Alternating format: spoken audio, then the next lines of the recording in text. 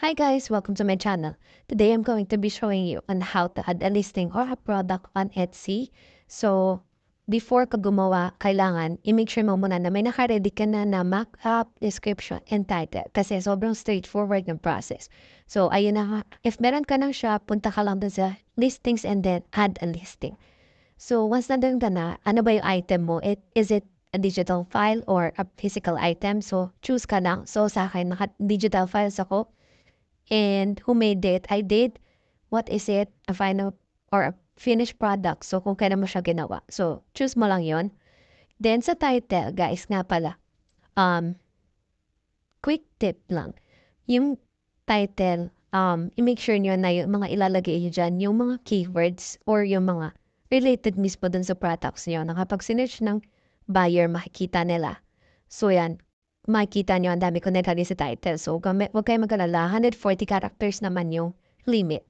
So, add ka na ng markups mo sa gallery, add mo lang lahat. Tapos, i-make sure mo na yung primary mo, yun nandun sa taas. So, ang ginagawa ko, i-upload ko muna yung primary and then yung sumunod yung mga markups ko na other markups.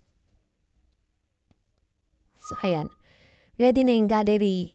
Yan. And then, add mo na yung file mo. So, yung sa akin kasi digital file, dapat nakasave siya sa PDF. Hindi siya pwedeng Google link. And then, dapat yung size niya not more than 20 MB. And pwede kayong mag-add up to 5 files. So, sa description nyo, i-describe nyo lang no. Describe nyo lang yung mismong product nyo, kung ano yung sinesell nyo. Be very clear. Ilagay nyo lahat ng mga, yung kung ano yung makukuha nila dun sa file, dun pag binili nila to, para mas enticing bilhin. Ganon. Kasi ito yung una nilang makita. Pag binasa nila yung description, then make sure mo lang na meron kang instructions. Be very clear dun sa instruction kasi digital product siya or kung paano din na ma-access yung mga products na yon, describe mo na lang dun sa may description.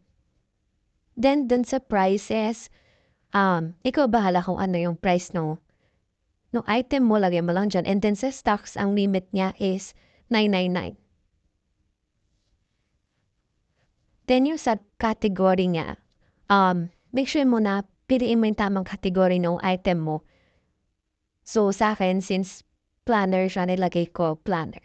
Then dito sa tags, it works like a hashtag din.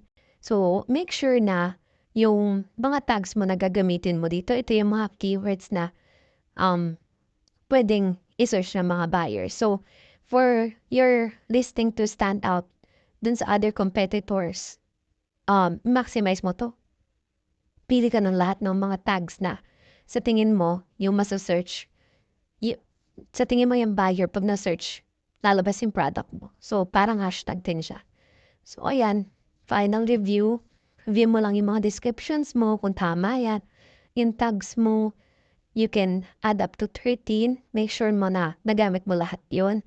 Then yung files mo, kailangan attach yan. Kasi once na ma-upload mo na yan, or ma-publish mo yan, tapos biglang may bumili. Paano yun, diba?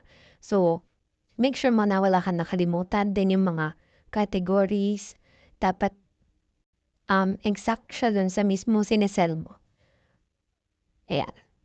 Then, pagka satisfied ka na, okay na yung mga listings.